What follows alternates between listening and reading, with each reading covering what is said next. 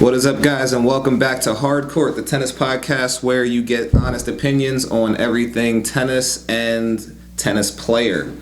With me, as always, we have Joel Castillo and Peter Eckler. Today we are going to be getting into, or we're going to be taking a deep dive into Matchplay, all the dynamics of it, what makes it difficult for some people and very easy for others. We've all heard about those people who suck at practice but play great matches, and we also have heard about those people who look amazing in practice and suck at match play. So as it stands right now, I think Joel, being the youngest, is the one who's been closest to competition recently. I've obviously mentioned that I'm making a comeback into the competitive scene, and Peter, how many years out are you now? 25 years out of competition. But I mean, you still traveled with players and stuff, so you're still I was still involved with students who were competing, so I saw it from a coach's standpoint. Gotcha. And obviously all three of us are coaches, so we have a good understanding of that part of it.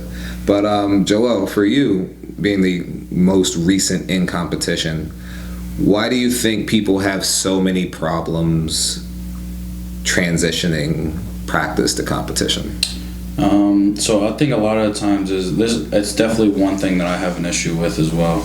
I look phenomenal. I play out at practice. I feel comfortable at practice.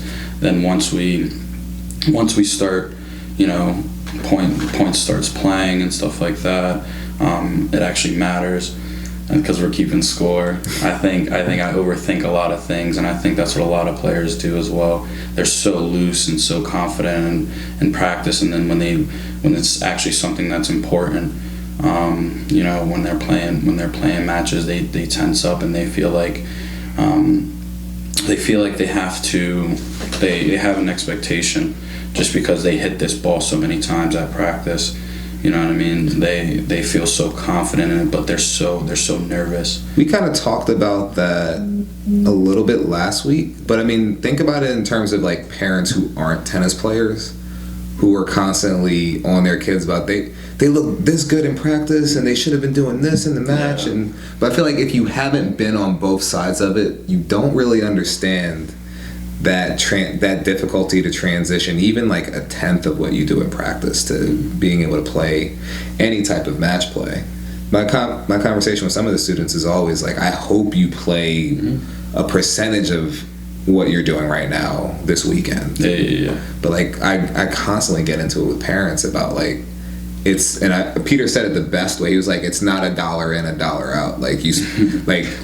You worked on this on Tuesday, so you should have it on Saturday. It's not gonna just run straight through. Mm-hmm. Well, I mean, and even for the best players, if you're practicing targeted serves to a 3 foot by 4 foot window in a box, and you can hit that spot on average 8 out of 10 times in practice without somebody returning, without score pressure, you're probably going to be able to do it 60% of that in actual match play because of the pressure. I mean, everybody's ball drops 2 feet shorter in a match than it does in practice. I mean, it's just the natural or goes 2 feet longer.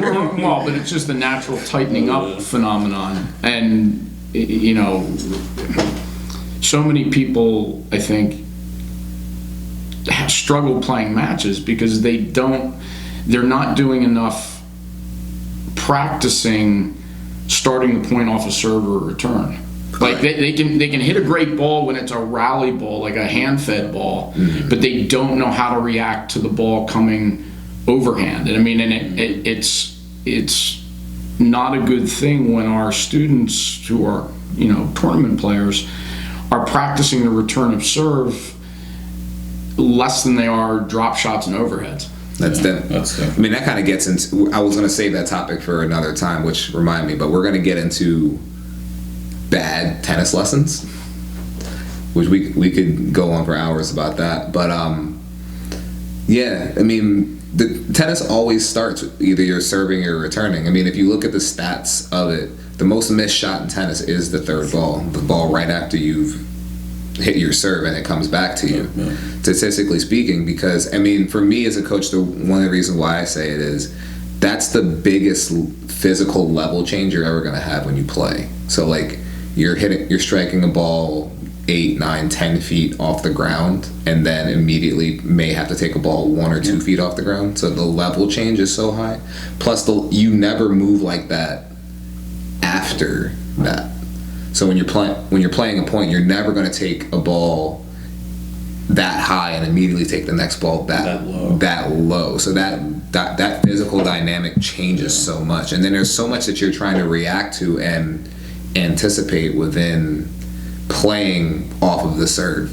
And like you said, like, people were spending 80-90% of a lesson working off of a feed, but not a live ball. Not a live ball. I mean, and it's a live ball, but it's like not started from a live position, if that makes sense. And the thing about that too is that, you know, people treat it like, well, you're using your ground stroke to hit your return.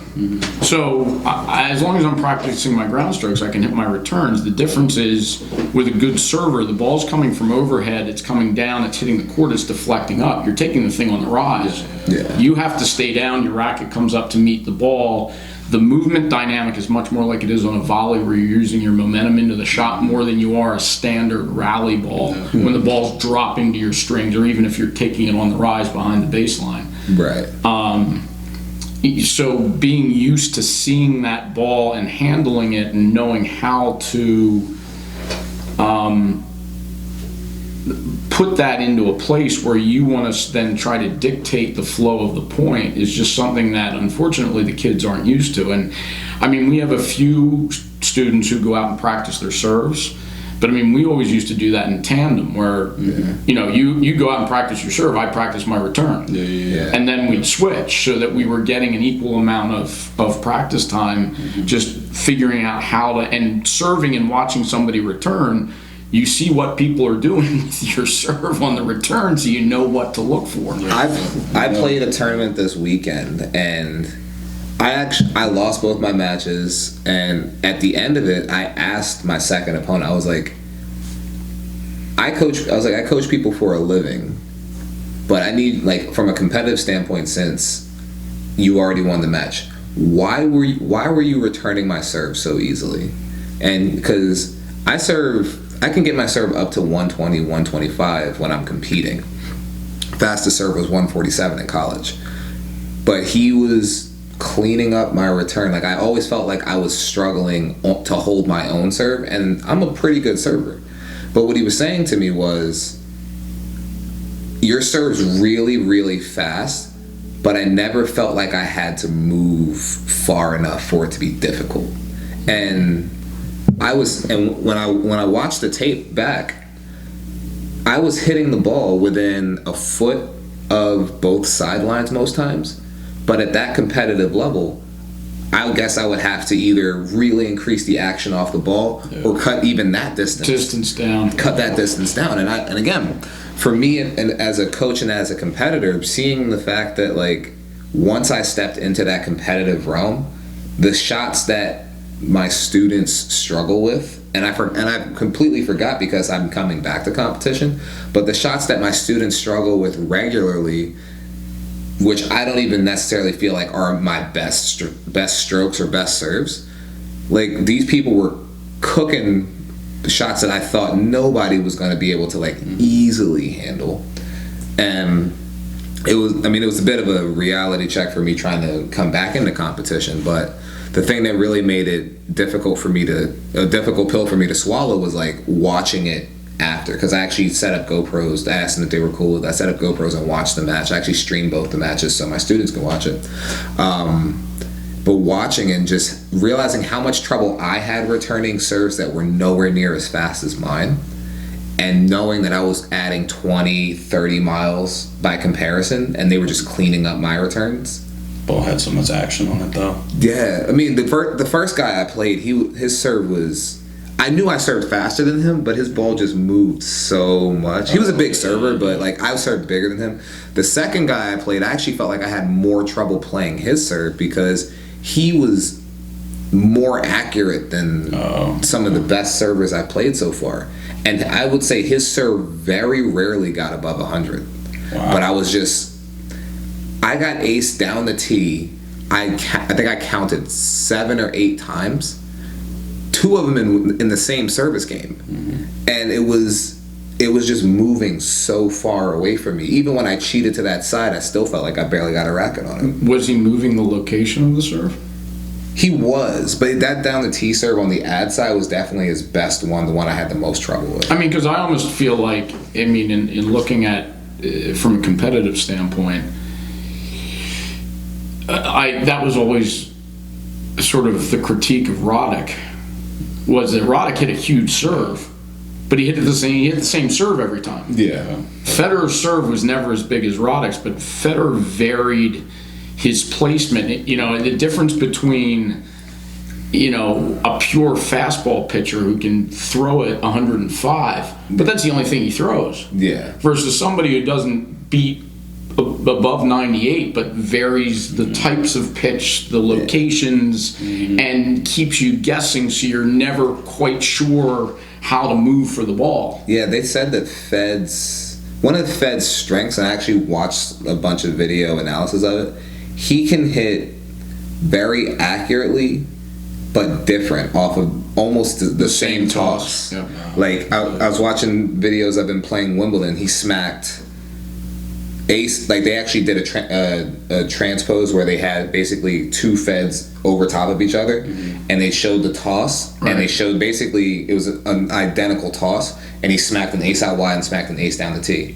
Then they showed two more transposed, same toss, this time kick out wide and then slice. Yeah, it was hilarious. It was hilarious to watch, but it was like, being that I lost a lot of points where I felt like I was never even in control off of my own serve. After asking the guy, it was pretty apparent, like, as good of a server as I feel like I am, even in the realm of competition, I wasn't serving anywhere near as well as I would have wanted to. Well, it was funny because this morning on my my news feed on my iPhone, there was an article about Agassi. It's his 51st birthday, and I think he put something out about returning Becker's serve. Oh yeah, with the tongue. And he said the first 3 times he played him, he just, like, he'd never seen a serve like that before, and he didn't. So he said he went back and watched film, and he played him 3 times, and he watched, and all of a sudden he started to pick up, like, Becker would actually, when he would go through his bouncing the ball routine and then he was bobbing up and down, he would point his tongue inadvertently, which correlated to where he was going with the serve. And it was phenomenal as it related to competition, that Agassi was cerebral enough to look for something like that. Like, you'd look, I mean, but... Did you hear the other part with that, though? He said he had to figure out how to use it at the right time, because he couldn't predict it every time. Like he said, if I predict it every time, then it might change. So I have to save it for when I really need it, and then use that tell to help myself out. But I mean, I know, I've seen, you know, I've been able to find people, like, will switch their grip slightly to hit the kick or hit the slice, and they'll go a little more towards the forehand, like flatten it out for the flat serve. Or they don't know it, but they bounce the ball 4 times when they go out wide, and they only do it 3 times when they go to the middle. I mean, they're weird little personal idiosyncrasies like that to be able to play well, that's part of playing, is figuring, you know, it's the same thing when you're playing poker. You figure out what their tell is. Yeah.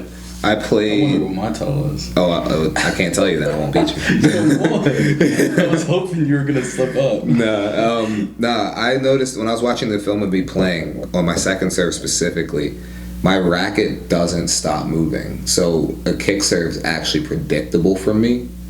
Whereas, like, with my flat serve, I actually pause a lot. You mean you're in that, I'm in there the trophy position, right? Hold it. But, like, my slice and my flat serve, actually, I hold and then I throw. But, like, with my kick serve, my racket's, like, moving constantly. So I figured out that was a big tell that somebody might be able to pick up on, having played me more than once. But for the sake of, like, competition, though, I mean, it's tough for me to say now because I haven't been playing enough recently. I've been pretty much teaching, but getting back into competition, it's a really tough translation, just being able to get those shots back to what I thought was good, and then from there even be able to progress it even more forward. Yeah, I felt like definitely I struggled the most with that, coming back, coaching and then coming back and trying to compete again. That third ball is always my issue, and I think a lot of it's timing, just from with coaching, like you were saying how you have a huge issue with turning your shoulders, because with coaching you're just kind of like worried. You don't have to worry about turning your shoulders, it's all hand. Yeah, because I'm looking forward, so I don't need to get like this full body rotation to really unload on it when I'm trying to see what my students do. Yeah, so like my biggest thing is like timing. Timing is always super off.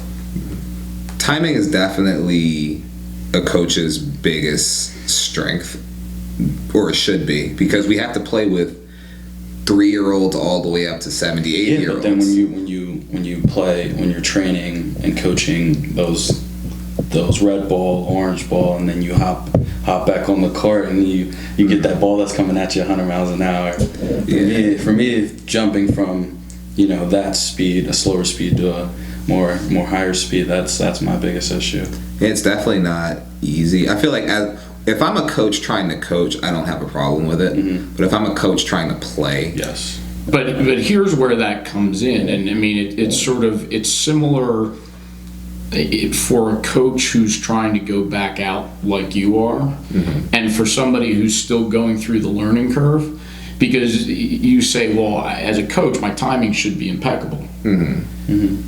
That's when you're in a stationary position and the ball's coming to you. Mm-hmm. Where it gets really hard, and I've noticed this, certainly the thing that I struggle with the most, because I can still swing fairly well, but when I introduce movement into it, mm-hmm. it completely throws my timing off. Mm-hmm. Because I'm not knowing how to time the steps with the load and the release and the swing, or even closing on a volley. Like I can volley the ball fine when it comes to me and I'm standing there. Mm-hmm. But now when I'm closing, all of a sudden it changes, and I'm trying to force the ball into an opening. It changes something, and it's like I would have to go out there and spend like 6 months of doing nothing but training 2 hours a day to make that footwork timing automatic. And with the kids who haven't put 10 years in yet, they get into a competition, and it's one of the first things we see. They're worried about the score, what their opponent's doing, what mom or dad thinks, what their coach thinks. The feet just go flat, mm-hmm. and all of a sudden they can't hit their way out of a paper bag because the footwork isn't there to support it. Yeah, so like with me and watching the kids compete like that, the biggest problem I always see is, the first thing is the parents are like, they just did that. They just worked on that like 2 days ago and it looked great. But I'm like, and I have to explain it, like, you don't understand how much more is going through their head now. Yeah. Like, they hope they don't double fault. They need to stop missing this shot. They still remember 3-4 games ago where they messed up, and that's starting to wear on their head. But like with practice, you have such a short-term memory in terms of the mistakes you make because you're focusing on the corrections. Mm-hmm. So in competition, I've seen people who can't let go of the first point that they lost. I mean, Chase is a perfect example. Like, he'll be up 5-0 and he'll miss one shot, and like you'll see the deflation on his face, and you'll see how that'll bother him for like 2, 3, 4 more games before he can pull his head out of it. Well, and that gets into, because you look at how people respond to failure, mm-hmm. and as it relates to people's temperaments. And some people can get really mad at themselves, but they get it out. Yeah. It's out and it's gone. Yeah. And they're on to the next thing. Other people dwell on it, and it eats at them, and they can't process past it. It's one of the things that as a competitor, over time, you have to learn how to shorten that. Like, if something goes wrong, how do I fix it? How do I not let it bother me? Mm-hmm. And that can be true of a bad line call as well as a missed shot, or there are a whole number of factors that come in to playing and competing that are beyond the scope of just hitting the tennis ball. Yeah. Joel ran his first tournament this weekend with him being the official tournament director. So you got to watch up close how the competition really affected. And the kids were 12, but you got to watch some great tennis stuff. The whole spectrum. But yeah, no, some of the kids were balling. But like, think back to that weekend and like how many different not only play styles did you see, but how many different reactions did you see? Yes. So it was lines. Lines was a big thing. A lot of people weren't. A lot of the kids, they were actually assuming the ball was in, and their opponent called it out. So then that affected their mental state a little bit. I definitely did see there was actually a couple kids that they blew past that first set, and then the second set I look over and they had an issue with like a line call or something like that the points stopped for a minute, and then they were discussing something, but then they went back. But that kid, he just couldn't look past it. He was starting to miss super easy balls, super neutral balls, and you just seen that snowball effect. I seen that in a few kids this weekend, but honestly, there was a lot of great tennis that those kids were playing. Yeah, I mean, somebody definitely didn't handle it well because some equipment got broke. Oh yes, that's yeah. I forgot about that. Oh. Yeah, we had a whiteboard that hangs on one of our curtains that is supposed to be used for writing out instructions and such. And when I came back this weekend, it was very apparent that somebody took a racket to it out of frustration. Oh. So I didn't even notice that. So Will was like, "Yo, Joel, what happened to the whiteboard?" What you mean? Do you think somebody actually just cracked it with a racket? 100% sure somebody smacked. It's too... either that or they were super angry and they just hit the ball and.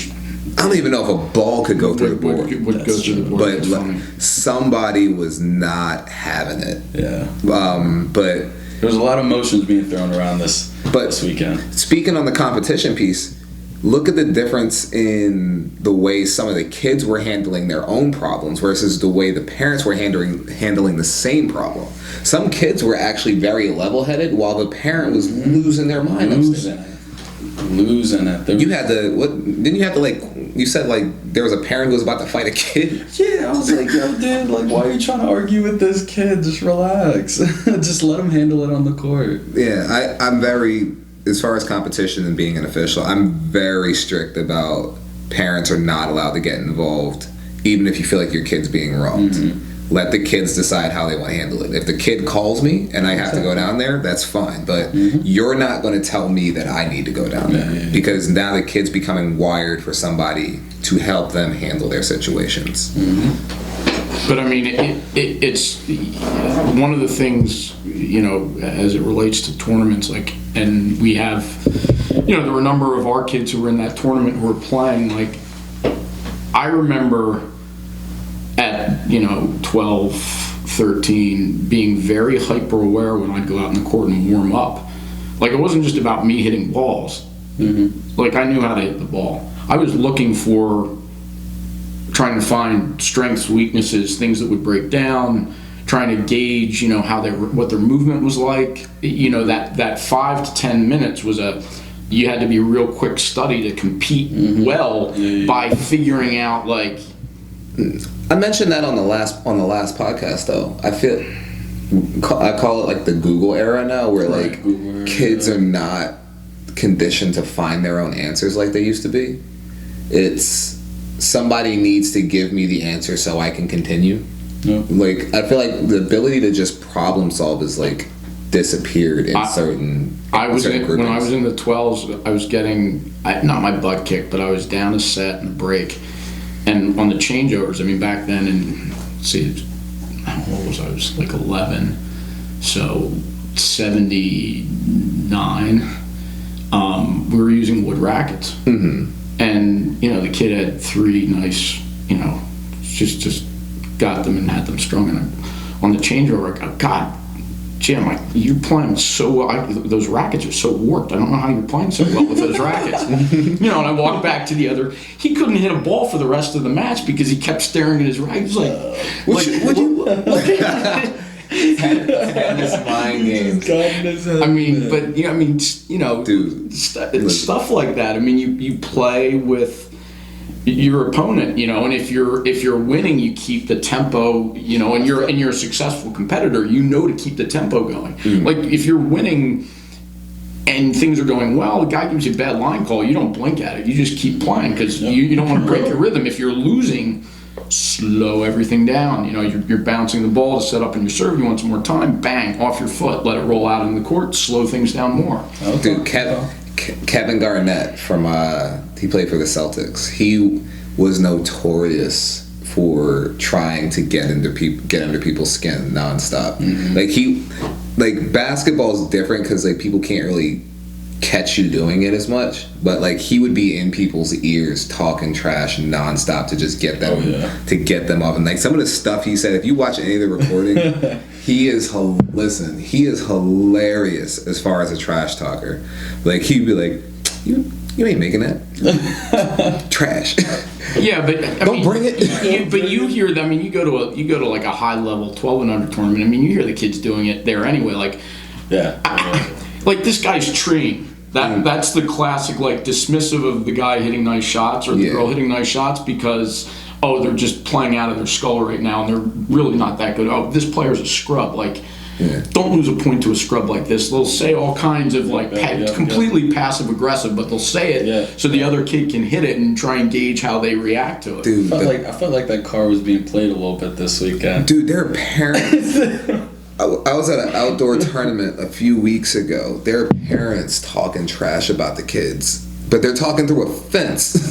So the girl, I can hear you. The girl, you better not lose another point to this girl. I'm like, she's not even good. I'm like, what? Why are we beefing with kids? Yeah, you're 53 yelling at a 15-year-old. But again, I mean, that's usually you find that with. And again, it's this stereotypic tennis parent, who wants it. Their kids, the stuff their kids doing are, reflect on them, and so they can't, accept the fact that their child is losing when their child or their expectation of their child is something other than what reality should actually have it be. Or they're living through their kid. Well, they're saying the same thing. So it's since they didn't have a great tennis career back in the day. You gotta outdo me. Oh, yeah. You gotta push them. Nah, I mean, but when we look at people who are, let's flip it the other way. When we look at people who are really good competitors but they suck at practice, what do you think is the cause of that? Because we've all seen people who can't play their way out of a paper bag. Yes, that's true. It annoys me. I'm an amazing practice player. I will tear anybody apart in a practice match. That type of player, I think, is more the exception or the outlier. But the thing that I've seen over the years is that those people who do that, in practice, their motivation is not there from a practice standpoint. When things get real and the competition is there, they tighten down the screws, their focus narrows, they really, all of a sudden, everything drops into place for them. Whereas in practice, it's kind of I'll flip it back to the other side really quick. I was talking to a group of ladies that I was teaching, and essentially for doubles concepts, we were talking about when you should go at the net player. And one of the ladies is like, well, I never want to go with the net player because we play contracts and then they won't want to play with it. I'm like, first of all, you guys just have to understand that it's part of the game. Hitting at somebody is just another tactic versus hitting away from somebody. But what else you said, oh well, if it's a USTA match and I don't know the ladies, then I feel fine doing that. I'm like, but you realize you play your USTA match once a week. You play your contract for 5 times a week. So you're tight, you're driving in the skill of avoiding the person. You're not going to suddenly have it when you go to play the USTA match.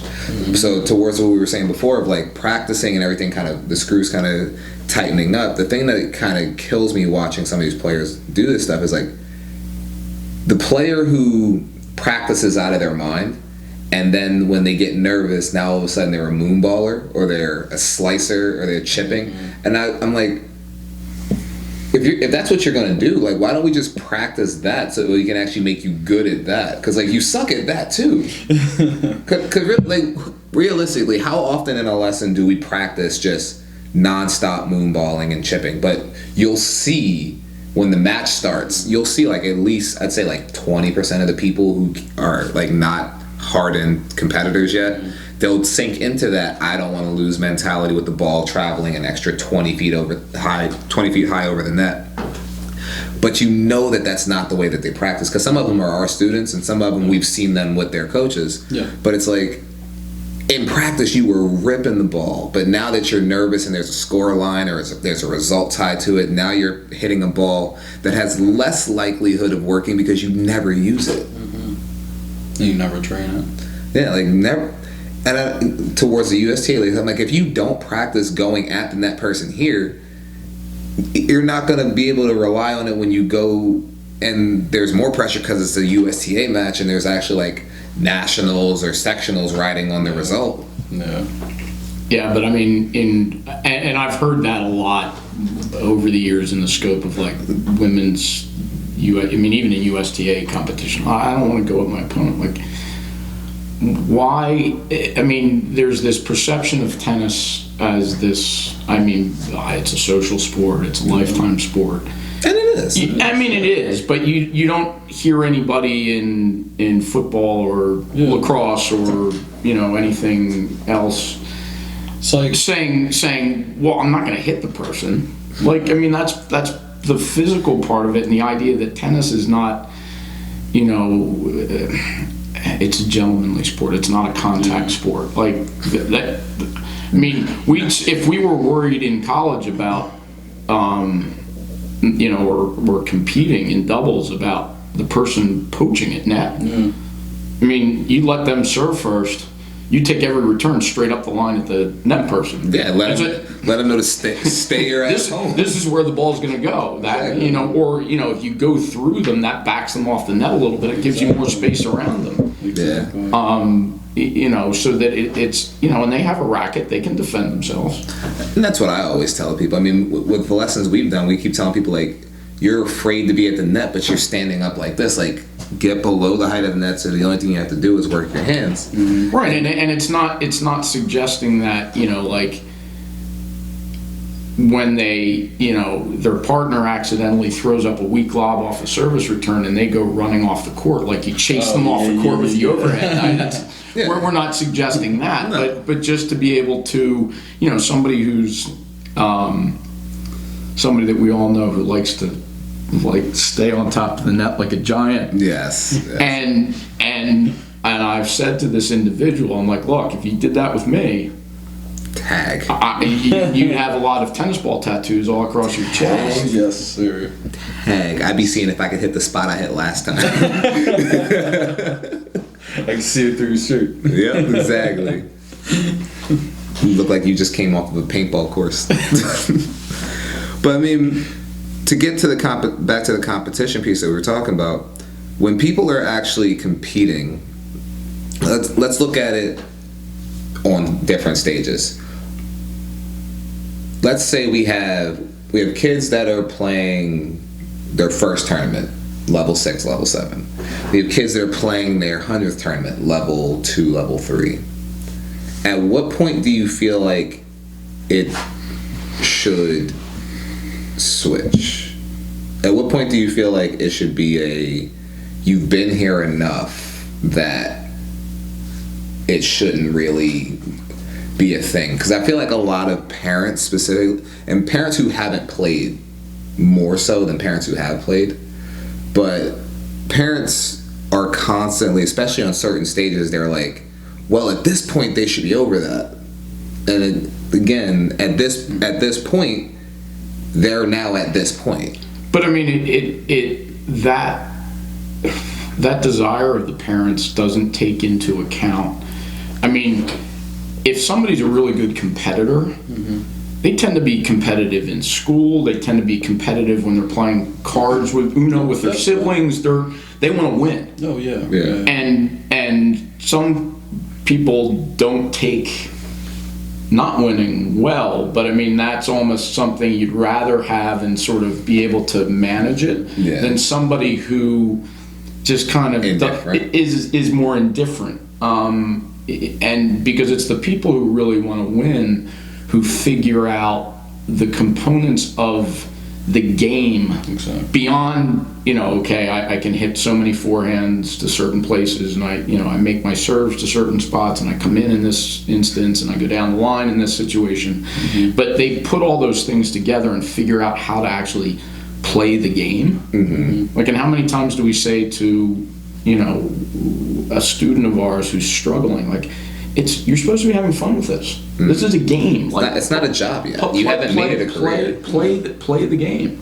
Like, figure out how to play the game. And we see plenty of players who aren't as good technically, but actually with what they've got, they play and they compete really well. Yeah. And I'm sure we've all, like you guys in your playing careers saw people where you're like, yeah, that dude's not really all that good, but he thinks he's fantastic, which actually makes him better than what his physical wherewithal would say that he is. Oh, I agree. I've ran past a few of those people. But yeah, I've played against people who, listen, Joel knows my favorite word when I see these people, just be like, trash.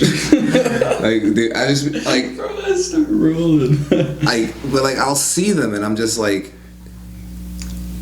you're not good. But then I'll look at their record and I'm like, my bad. My bad.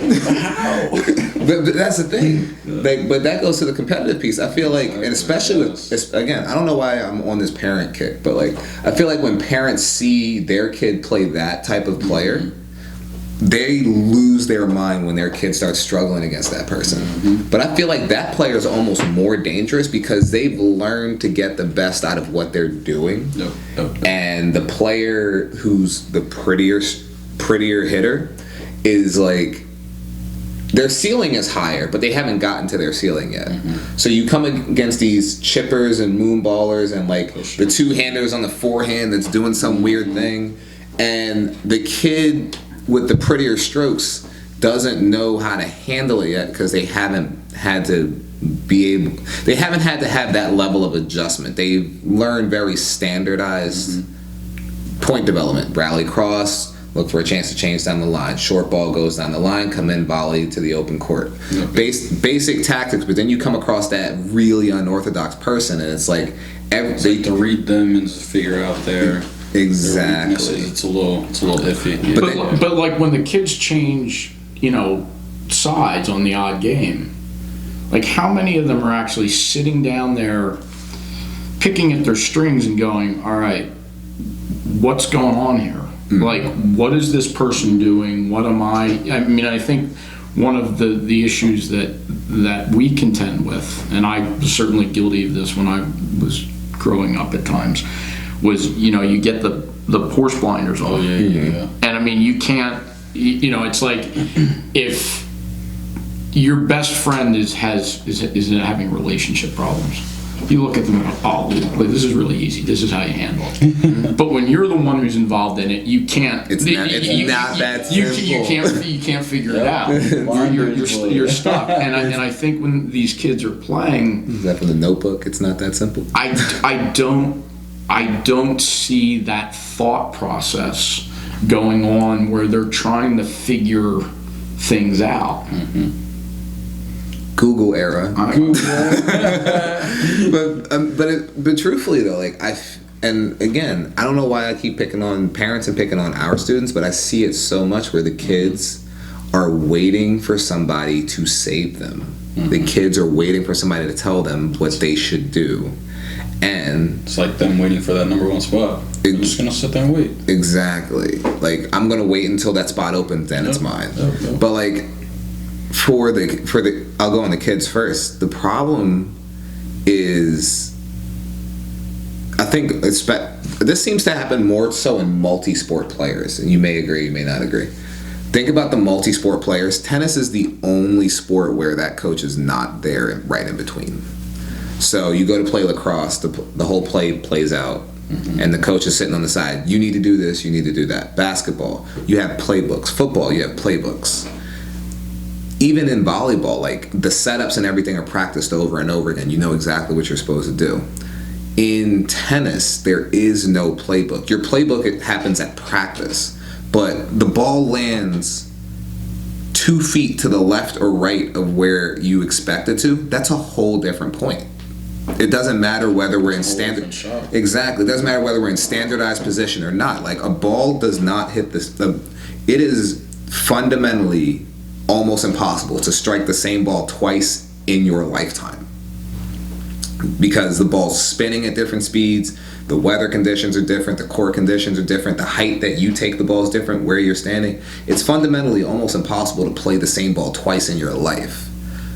So, keeping that in mind, the coach can't do the play-by-play adjustments for you. You have to be able to sort all that stuff out on your own. I feel like a lot of multi-sport kids, like the kids who play field hockey and play lacrosse, or the kids who play soccer and then come back to tennis, like they've gotten so used to having their answers given to them that even when we give them the answer, they're waiting for the next answer. I mean, I guess it depends.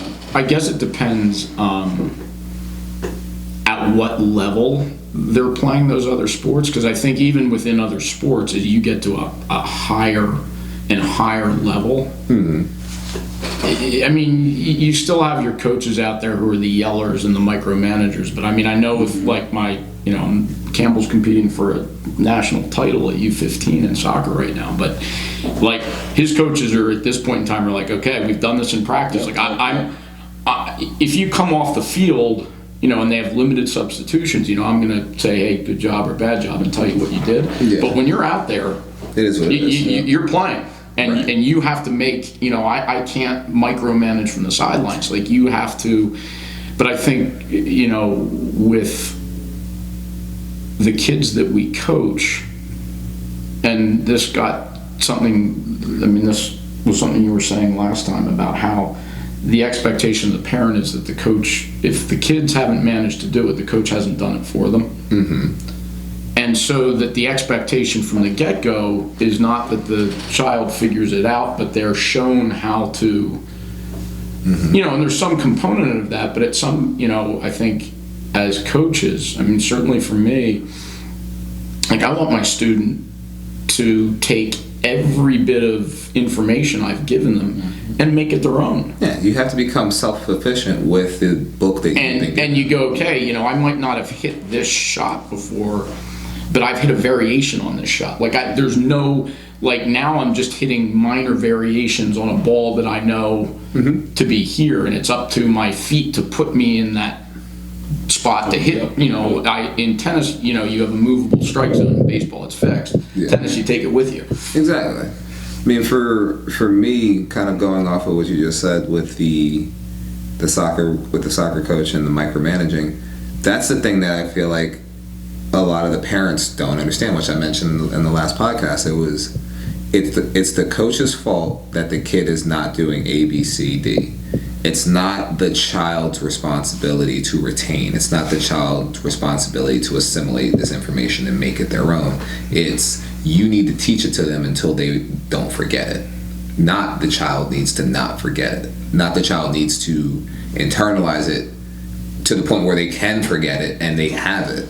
It's my kid lost this round because they didn't serve well, because you didn't help them with their serve, or you didn't help them with their serve the right way. It's not your kid got tight in competition and now no matter how much I taught them on their serve, that tightness is what's affecting them, not the fact that they don't know how to serve. It's not like, I feel like very rarely does a parent or even a player come up to us and go and say, you know what, I messed up for this reason, A, B, C, D.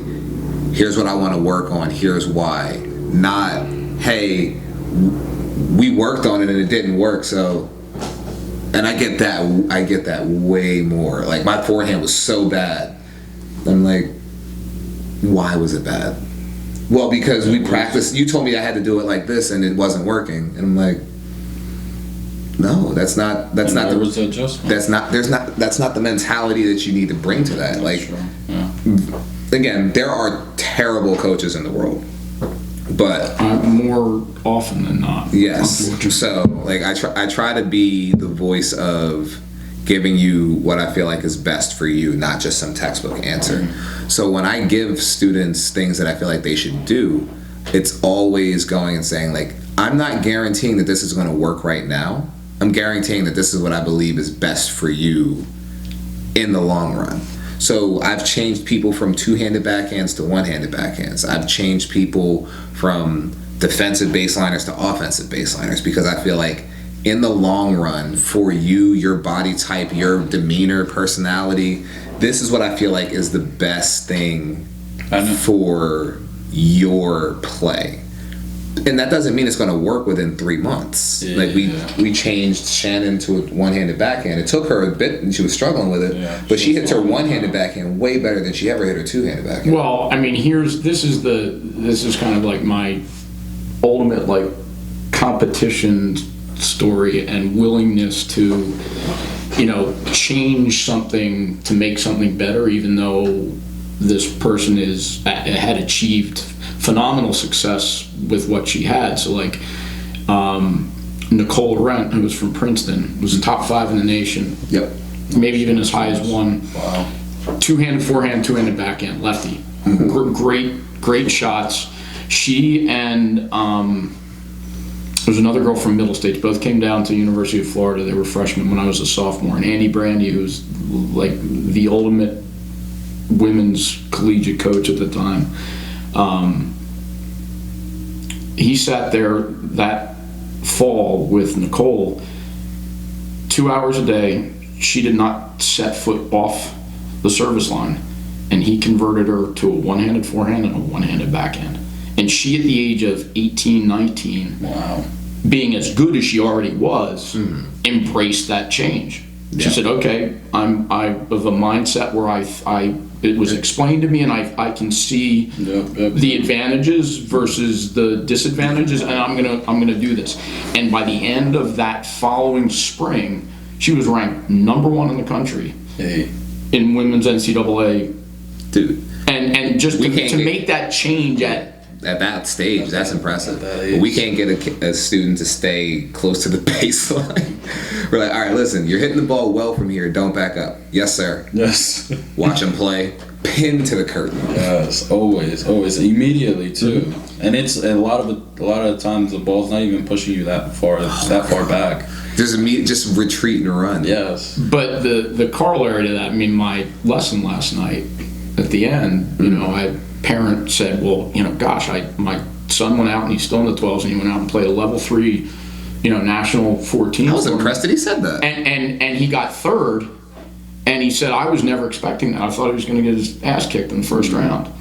And I said, well, like, a lot of that, I know you love the success right now, but these things that we're trying to get your son to do are so that he is successful in the 16s and the 18s when it actually counts. Because he's like, well, I'm spending all this money, and I know I'm supposed to do this, but it's hard for me not to want to see those immediate results. And I said, you just have to understand that that success takes time, and what we're trying to develop is a player who's good as he matures once he's through puberty, not somebody. I said the number of kids who were super successful in the 12s and the 14s who litter the sides of the road not playing anymore because they got burned out, overpressured, whatever.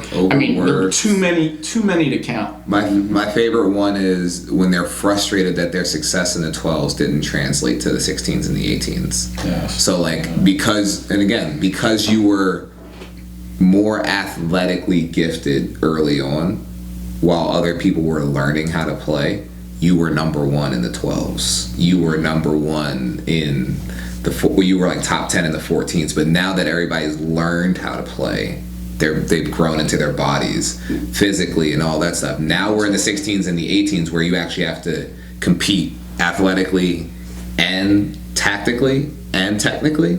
That's when they start to get their feelings hurt, because I used to be the star of where I was from, or even on bigger stages. But again, you'll have those kids who are 12 years old who are just physically uncoordinated currently, but then when they hit 16, 18, they're dangerous. Or even as it relates to the kid who's the pusher, the kids who are super successful in the 12s are invariably the ones who get the ball back in the court more, because there's not the physical component yet where so you have a kid who's not as good in the 12s or the 14s, who's trying to play an attacking style, but he just can't make it work in the confines of physically what goes on in the 12s. And he's got some kid who just sits there and hits 70 balls in play and beats him every time. But all of a sudden then they go through the growth spurt, they're 16, this kid's now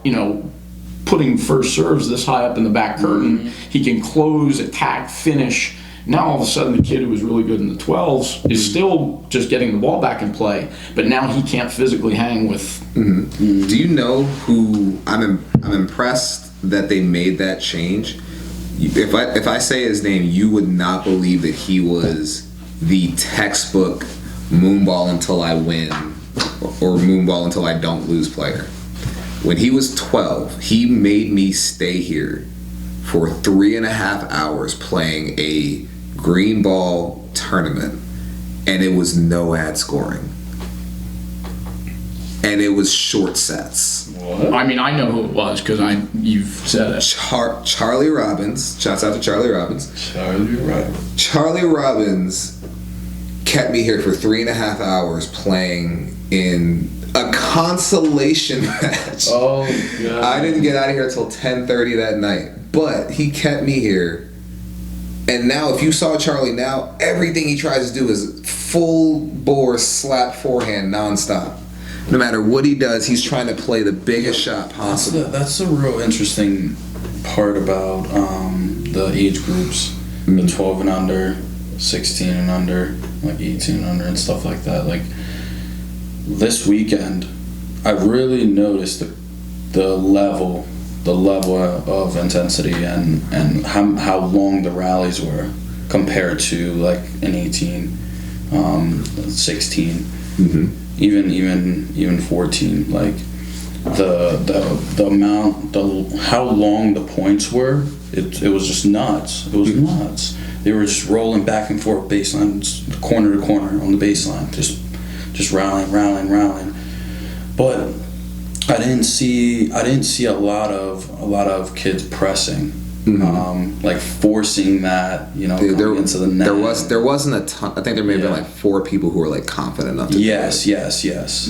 And the reason that the balls are staying in play longer, I mean, like I can swing very slowly with a completely open racket face because I'm not hitting the ball that hard. It's not going to. It'll stay in the court. Right. But as I get bigger and start stronger and start swinging harder, it's going to amplify any little bit that you're off technically.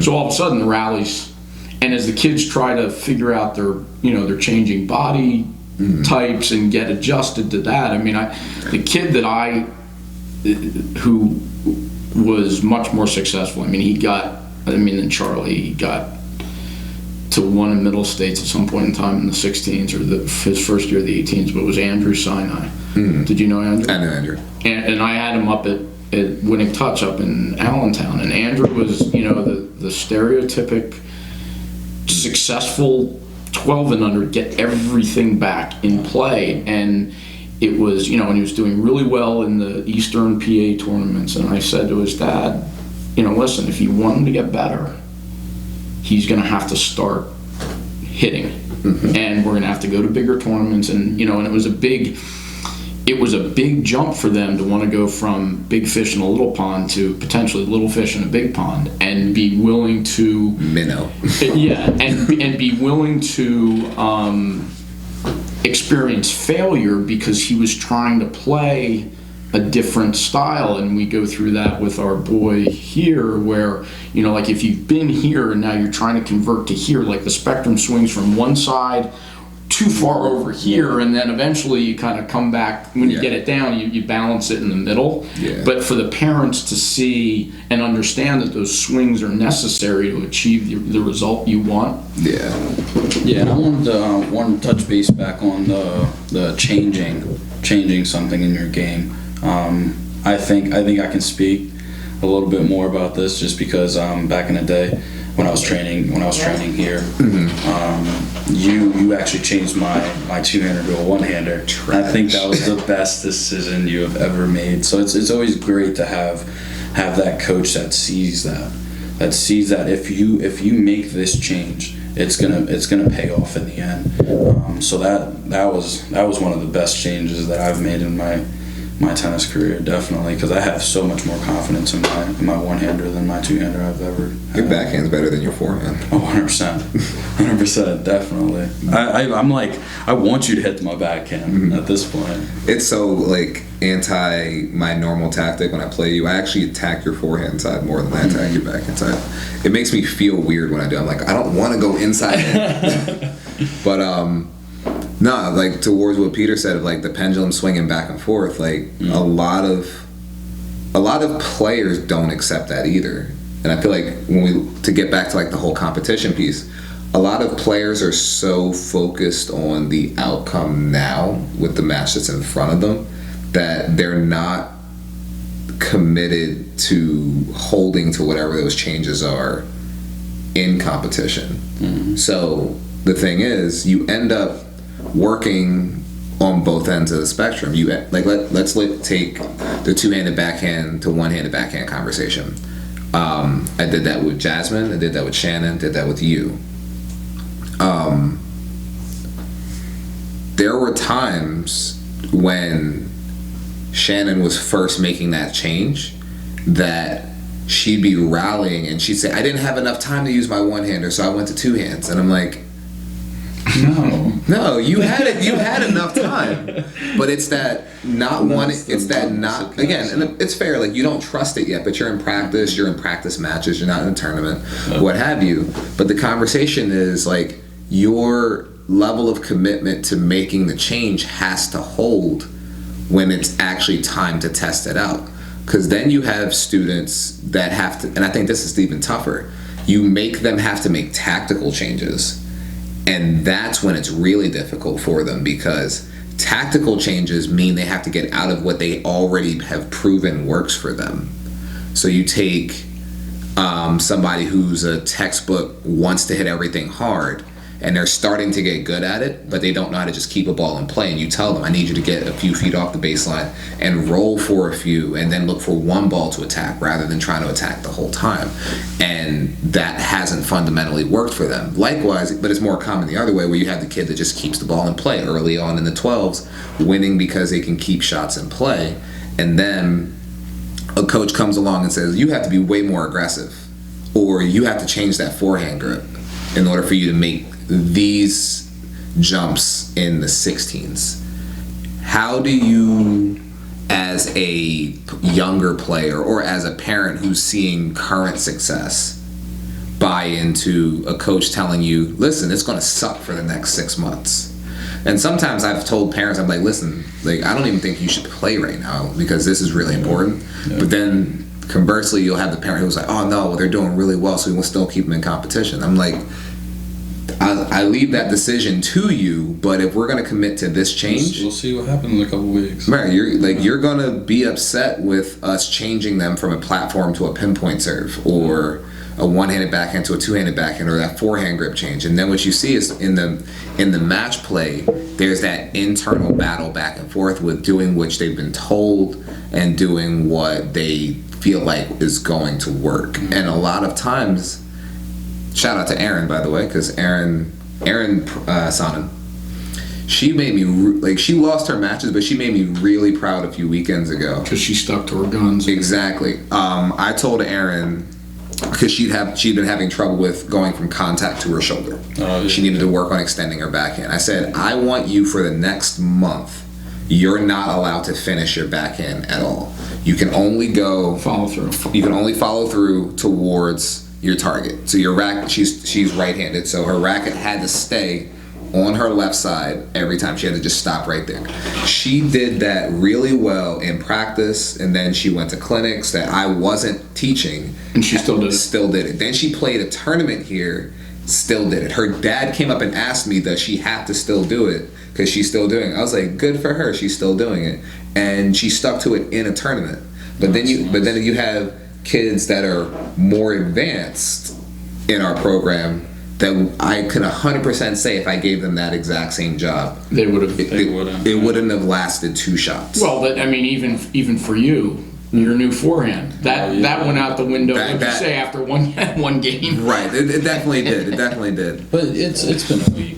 Yeah, but see, that's the thing. Like, me changing my forehand was different because that was a full technical change. Yeah. My timing, and again, my timing of it was completely off.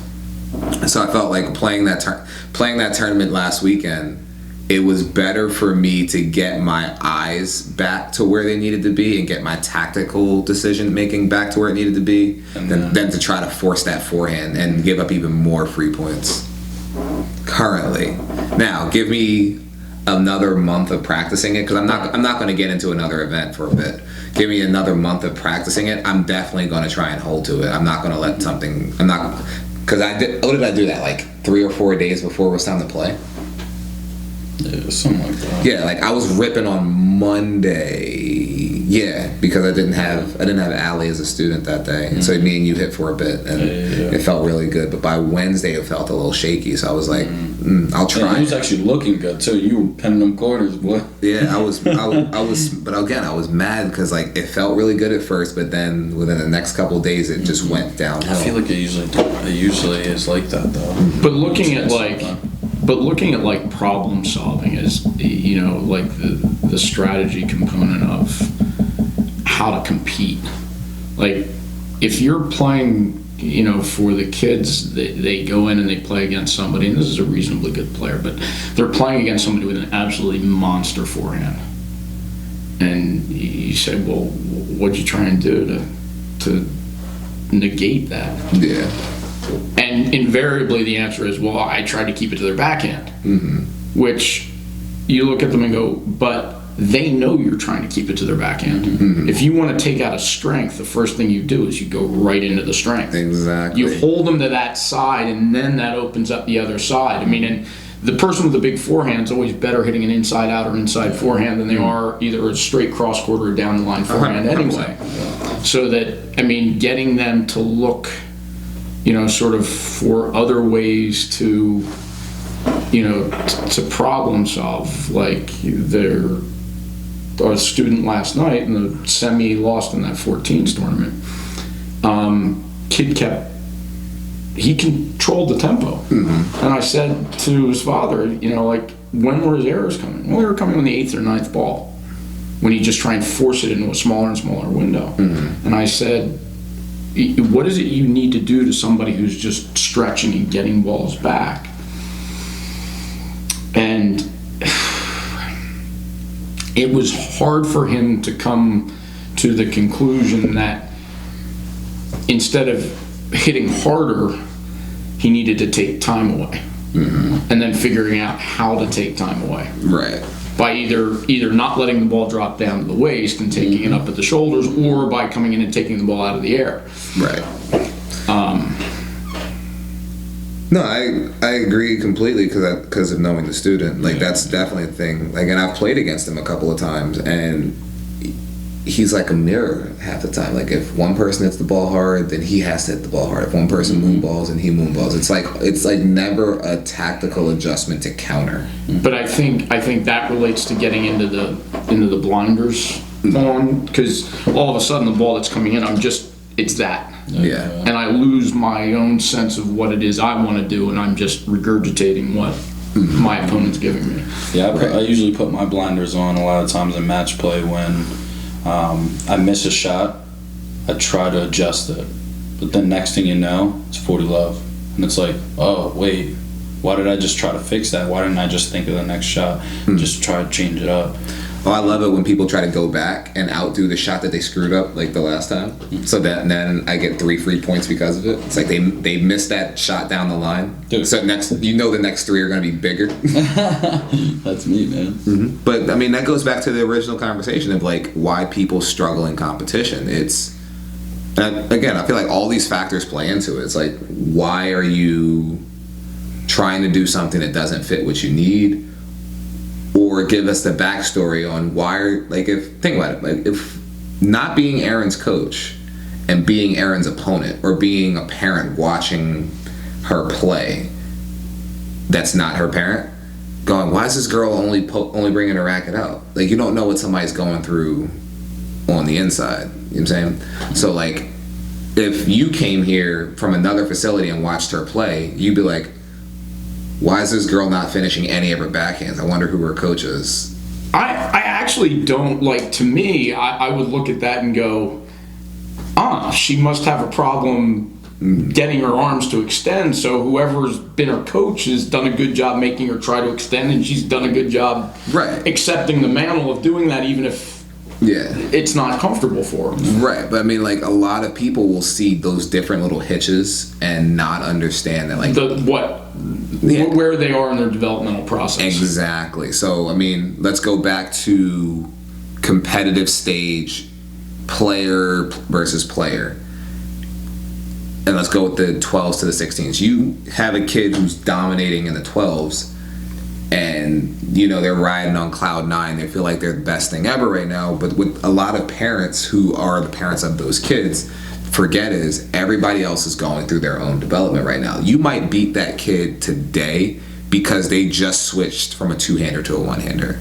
Or they just stopped holding their forehand with 2 hands because they weren't that strong. And now you're winning because they're working through something. But then, like, they'll come up against that kid a couple years later, and the last time they remember, they smoked them 6-0, 6-0. Now this kid's worked through some stuff, and it's a whole different match. So, I mean, even with me, I mean, looking at it in hindsight, when I went to go play my tournament this weekend, I had so many things I was trying to sort out at the same time that I was trying to compete. I was trying to get my eyes used to that speed again. I was trying to get my decision making used to that speed again. My targeting, I could tell immediately that I was still hitting like a coach in my first round, because like I was hitting and looking at the person, and I was hitting and bringing my ball too close to the center because I needed my ball to be hittable for that person. So like I was and that guy might have walked off thinking like, yeah, man, that guy wasn't even that good. And yeah, I could hit the ball hard, but like he might have just walked off feeling like, yeah, I could beat that dude anytime. But I'm working through my own stuff currently, and if I meet either of them again in 4 months, 6 months next year, if I continue to work through the things I'm supposed to be working through, it might be a whole different match now that my serve isn't 2 feet inside the singles line and it's now like on or near the line. My forehand technique is where I want it to be for competition and not for coaching. Like all those things that people are constantly working through. So to sum it up, the reason why people, like me, I'll say me, the reason why I suck at competition is because I'm usually working on something, especially now. Like when I was competing in college, it was all about me. So I was working out, I was getting reps, I was hitting a ball to benefit me hitting the next ball better. But now getting back into competition and looking at our students, a lot of them struggle to play because they're still working stuff out, or they're just hard-headed and trying to do it their way when we've given them a better blueprint of what you could do. That makes sense? Yeah, no, definitely like playing at this high level, like there's a lot of things that I've been working on that I need to achieve in order to even remotely hang, and to hit that high level ball. But I definitely know the feeling of struggling and taking those L's and stuff like that. So it sucks, but in the end, like hopefully if the timeline, is correct, then everything's gonna fall into place and everything's gonna go as planned. Yeah, like everybody's going to take their L's on their developmental path, but it's got to be like, if you're going to take those L's, there needs to be a benefit to it. And a lot of people look at the loss as like I mean, not say a lot of people. There are many people who don't look at the loss as a positive, depending on when it happens. But I feel like coaches should be able to kind of bring that back in place and go and say, look, you lost, but last time this was the problem. Now it seems like we've gotten over that problem and we're working on this. You lost because you couldn't get your serves in and you were double faulting a lot. Now you're losing because you're making your serves but you're missing the first ball. Now you're losing because you're making your serves and you're controlling but you can't finish. So like there's just like that constant chipping away at what needs to get you to the stage that you're trying to get to, and a lot of people aren't prepared because tennis is supposed to be a lifetime sport, but I feel like a lot of people are on the sprint to try to get to where they need to get to as fast as possible, which there's not really anything wrong with that, but I feel like they expect the result as fast as possible too. And tennis is just one of those sports where athleticism can help you, but it's not a guarantee that it's not. It's one of those few sports where athleticism isn't a guarantee that you're going to be successful. There's so much more to the game. But I think, like, I mean, remembering back when I was playing, I think almost most of my wins, I was not happy about the match. I mean, I won the match, but I was more critical of what went wrong than I was happy about what went right. I mean, there were very few wins where I walked off that court and went, wow, that was just a super tight, clean match. I don't know why. I hate 90% of my wins. I always feel like, especially now, I feel like when I win, I feel like it's a win that I feel like I can't repeat. Or it's a win that I feel like somebody gave me, which makes me even more mad. Yeah. So like when I was playing with you and working on my forehand, and I was just wailing on the ball and everything felt really good. I knew I was going to be mad the next day because I was like, that's not going to feel that good tomorrow. It was a good sign of like what it could be, but I was like, I know for a fact, as good as that felt today, sometime during this week, it is not going to feel like it's the move that I should make. I feel like that happens with, like, even if you're like trying rackets, it's like, ooh, this racket feels so good, and then you play with it for 2 days and it's like, okay, trash. And then it's third day, fourth day, and it's like, ugh, I hate this. Like, what is going on here? Like, it's not working. Like, nothing's working. I feel like that also happens. I've said that with people trying rackets as well. Like, people will come in with like 5 different rackets to demo, and they'll change them out throughout like their one hitting session. Like, yeah, like that. My volley doesn't feel good. I'm gonna try this other one. I'm like, pick one. Pick one. Use it for 5 days. For 5 days. Use it for a week, because that racket might feel great right now because you're just playing really well right now. Like, you have to know that your racket is good for you because it doesn't bother you physically, because you can manipulate it the way you want to, because you can use it when you're playing bad and playing good. Like, there's so many facets to having a racket that works for you. And I feel like people demo 5 rackets at a time. And the dumbest thing, me personally, the dumbest thing I feel like happens with people demoing rackets is I would never demo a racket and bring my own racket at the same time. Like, I would always say, this is the only racket I'm going to use. Right. That's like not going back to your two-handed backhand when you're trying to hit one. Right. Because you're like, I feel like there's nothing you can do. I mean, you always have that safety net of being able to go back to it. But like, if you just came in with the 2 demos that are the exact same one just in case one breaks, and you're just going to use that for a week, now you have the ability to go and say, this racket feels really good, I'm going to stick to it. Or this racket doesn't feel good, after having used it on serving, on some match play, on some points, on that day where my shoulder was kind of bothering me but I still hit. Like, all those things kind of go together. So I mean, we're kind of getting off on a tangent on racket demos, but the concept is still the same. Like, you need to stick to what you're going to competitively do. So in hindsight, I probably could have stuck to my forehand a little bit more, but I felt like I had like 20 2 games. Yeah, I felt like I had 20 other things. Yeah, but look at how, I mean, as it relates directly to competition and rackets, look at how infrequently top level players will ever change a racket. Yeah, they just have a new paint scheme. You're using the same racket that you were using probably when you were 16, when you're in your late 20s. Like people don't, and obviously they have the racket contracts and they get oodles of new rackets a year, but they're using the same stick. Yeah. Oh yeah, their specs are all the same. Yeah, they'll get a racket custom made specifically for them that feels great, and then they'll just go, oh, what are the colors for this year? White and black. All right, paint it. No, just paint it like the new Speed. Or It was funny. A lot of people didn't know this, but Novak doesn't use the Speed. He uses the Radical. Yeah, I'm not surprised. He uses the Radical. He grew up using the. This was before he used Wilson. He used the Radical. Then he got his Wilson contract early. But when he came back to head, he was the person that was piloting the Speed. But he really didn't like it.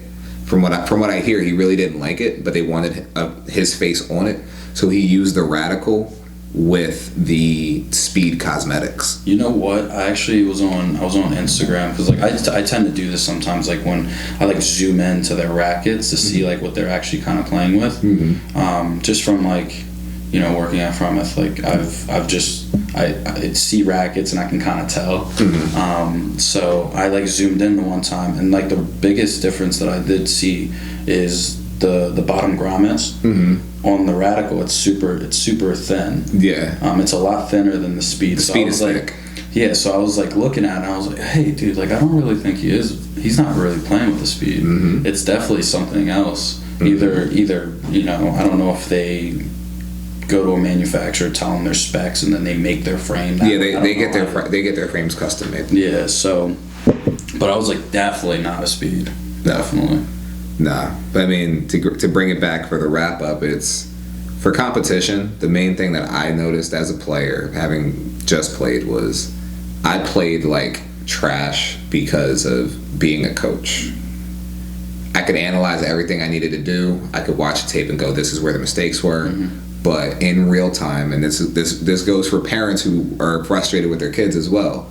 In real time, those things feel completely different than in practice, even at my level of skill, which I can honestly say I'm better than all the students that I teach currently.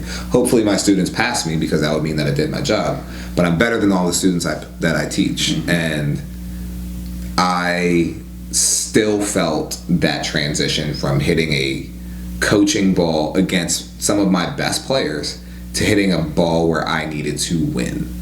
And on the competitive stage, I feel like a lot of people struggle to transition from practice to competition because of those internal things that they're dealing with, because of the fact that they don't have trust in whatever they're doing, or the fact that they're bringing a completely wrong tactic to what they need to do. A lot of players try to talk about well, I wasn't dropping my racket enough on my forehand, or a parent will tell them you weren't bending your knees the way you were supposed to. But there's so much other stuff going on. But that, I mean, to what you're saying, coach versus player, trying to go at it from the one end. Playing, competing, and thinking are antithetical to one another. Yeah. You need to have it hardwired just as reaction, so that once the point starts, you're just reacting the right way to everything. All the stroke work, the leg work, the footwork, everything is pure reaction, because it's paralysis by analysis. If you have to think about what you're doing when you're out there while you're trying to do it, A, B, C, D, you're done. Yeah. And so, I mean, when you change over, or in between points, I mean, you can think very small things, but in general, it's like that. To be successful as a player, you have to have those reactions and those patterns, instincts, choices so hardwired that you don't have to think when you're out there. Yeah, the technical changes are impossible to make during a match. It's very rare that I've done it. Maybe I can count on one hand when I've made a straight up technical change in mid match and been able to hold to it. And they have not been massive. I'd say the biggest change I ever made inside of a match that I didn't practice for was my left shoulder started bothering me, so I switched to a one-handed backhand. And that's a very extreme example, but I hit the one-handed. I hit it clean, but it was such a change suddenly, to go from contacting here to putting my arm out. But like those type of changes, it's very rare that somebody can make something even half that big. Like I'm stepping with my right foot, I need to step with my left foot. Like those type of things. If you're thinking about that, you're going to be a split second behind, and it'll make a big difference. That's definitely my issue. It's more mental than physical for me, I think. Dude, do you see what you look like? It's obviously not physical. No, my mental game is just, oh man, I struggle sometimes, but sometimes I have a clear mind and I can play my heart out, man. But that's definitely one thing that I'm still trying to work on myself. Yeah. Mr. Peter, you got anything to wrap up saying why people suck when they play matches? 20% physical, 80% mental. Hey, True. That's good. Mr. Joel? Well, just saying, just have a clear mind. Yeah. Like that's that. Like I said, like that's one of my biggest issues is not having a clear mind. I'm always thinking of too many things. Right. So just go in there and just clear your mind and just play tennis. Gotcha. Well, I think that'll do it for today. I think we're like over an hour in. That was awesome, man. That's a good one. Want to thank everybody for tuning in to HARDCOURT, and we will see you guys in the coming weeks. Have a good one. You too.